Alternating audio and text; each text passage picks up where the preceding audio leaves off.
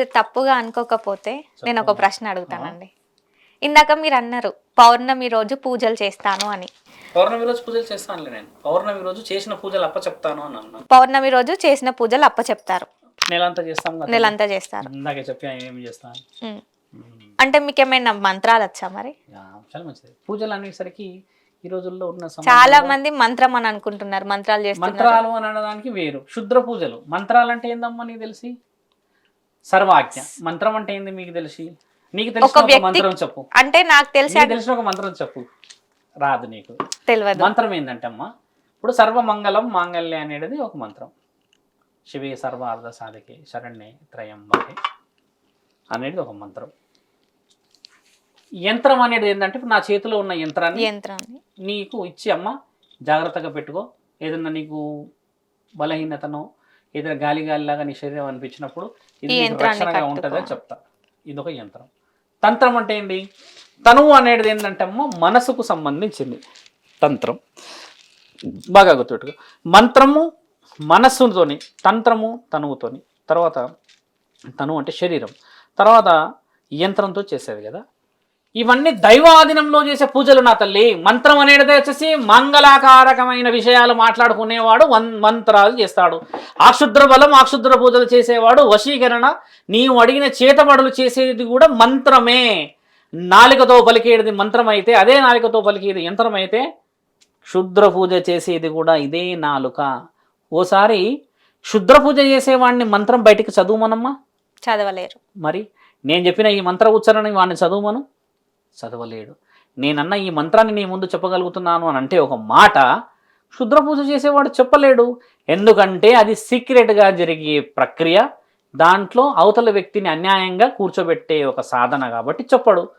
మంత్రాలు అంత బలంగా చెప్తున్నారు, చేస్తున్నారు, వస్తున్నారు ఏంటమ్మా. మరి ఒక సాధువురైన నేను మంత్రాలు చదివో యంత్రాలు చదివో లేకపోతే తాంత్రికలో ఎవరెవరు ఎక్కడి నుంచి చేస్తున్న ఆ పూజా విధానాన్ని తీసుకొచ్చుకొని నా దగ్గర పెట్టి పరమాత్ముడికి అప్పచెప్పుకోవడంలో తప్పేముంది? నీవు అన్నట్టుగా క్షుద్ర పూజలు చేస్తే నేను పౌర్ణమి రోజే ఎందుకు అప్పచెప్పాలి? అమావాస్య రోజు నైట్ అప్పచెప్పొచ్చుగా. చాలా మంది అంటారు కదా అమావాస్య పౌర్ణమి ఈ రోజులలో చాలా బలం ఉంటుంది. ఖచ్చితంగా ఉంటుంది. ఎందుకు బలం ఉంటుందో మీకు తెలుసా? అమావాస్య పౌర్ణమి ఎందుకు బలం ఉంటుందో తెలుసా అమ్మ?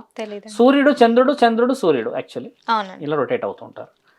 అయితే పరిపూర్ణత అనేది వస్తుంది పౌర్ణమి రోజు. కానీ అమావాస్య ఇలా చంద్రుడు ఉన్నాడు తల్లి అమావాస్యకి. నెక్స్ట్ డే వచ్చేసి మనకి చంద్రుడు యొక్క గడియలు దాటి అమావాస్య గడియలు వస్తున్నప్పుడు ఏమవుతుంది?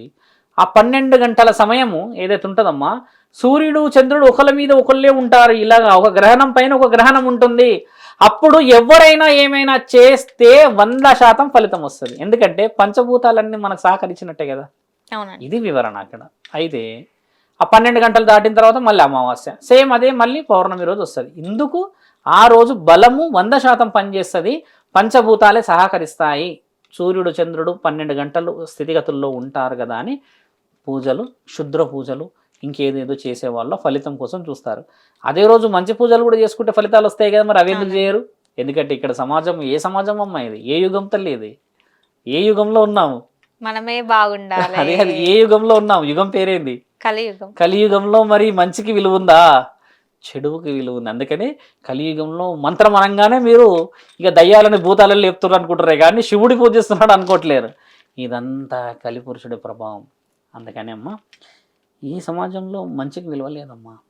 మంత్రం అనగానే ఒక శివ సాధువుని నేనే క్షుద్ర పూజలు చేస్తాను అనుకున్నావు నీవు అని అంటే అది నీ తప్పు అనుకోకూడదు, సమాజం తప్పు. ఇదంతా అంటే వేషాధారణ సేమ్ ఉన్నా గానీ కొంతమంది క్షుద్ర పూజలు చేస్తున్నారు కదా. వాస్తవమే. క్షుద్ర పూజలు వేసేవాడి శరీరంలో రుద్రాక్షలు ఉండవు, మీరు గమనించండి. మీకు మళ్ళీ ఇంకో హింట్ ఇస్తున్నాను, నేను చెప్పకూడదు కానీ క్షుద్ర పూజలు చేసేవాడి శరీరంలో రుద్రాక్షలు ఉండవు. అంటే దొంగ స్వామీజీలు వస్తున్నారు. దొంగ స్వాములకి క్షుద్ర పూజలు రావు కదా, వాళ్ళ పాపం ఏదో బతుకు తెరువు కోసం చేస్తారమ్మా. నిజంగా క్షుద్ర పూజలు చేసేవాడికి ఇవన్నీ ఉండవు, ఈ రుద్రాక్షలు ఉండవు. ఈ రుద్రాక్షలు అంటే శివుడు.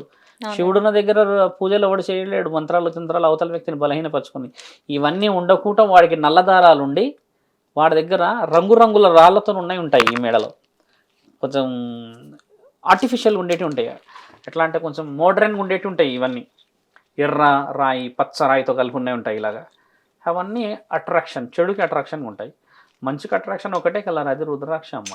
ఇది వేసుకొని పూజలు చేసేయమని త్రిశూలం పట్టుకొని విభూతి రాసుకొని శివలింగం ముందు కూర్చొని నువ్వు అవతల వ్యక్తిని ఏమైనా చేయగలవా చెడు పనులు?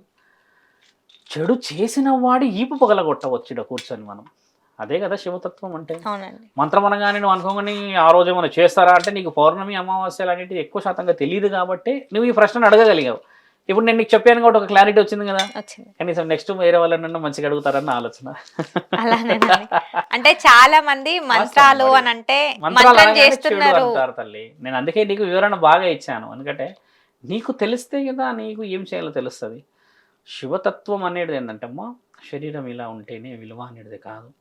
ఇవి ఏమీ లేకున్నా కూడా నువ్వు శివుణ్ణి చేరవచ్చును. కాకపోతే అప్పుడు నీ ఒక్కడిగా చేరుతావు. ఇలా అన్నీ పెట్టుకొని పోతే నువ్వు మంచి చేయాలనుకున్న వాళ్ళు నీతో పాటు వస్తారు. అంతే కదా తల్లి. ఒక రాజు ఉన్నాడు లోకంలో. రాజు చెప్పాలంటే ఫస్ట్ రాజు ముంగడ ఒక 1000-15 మంది భటులు ఉంటారు, ఇటు అటు కలిపి ఇంకేవేవో ఉంటాయి, పెద్ద రాజ్యం ఉంటుంది. ఆయన ఒక మాట ఇస్తే అందరూ వింటారంటే ఆయన ఒక స్థితిగతులు చూపిస్తున్నాడు కాబట్టి ఆయన ఫాలో అవుతుంది రాజ్యం అంతా. ఇప్పుడు నాలాగా భక్తులు వేరే వాళ్ళు మారాలన్నా, వేరే వాళ్ళు శివుణ్ణి ఆరాధించాలన్నా కూడా నేను మొదట మంచిగా కనబడతానే కదా, నన్ను చూస్తారు కదా. ఫస్ట్ మన దేహం చాలా ముఖ్యమైన తల్లి ఇక్కడ. ఇంకా అమ్మ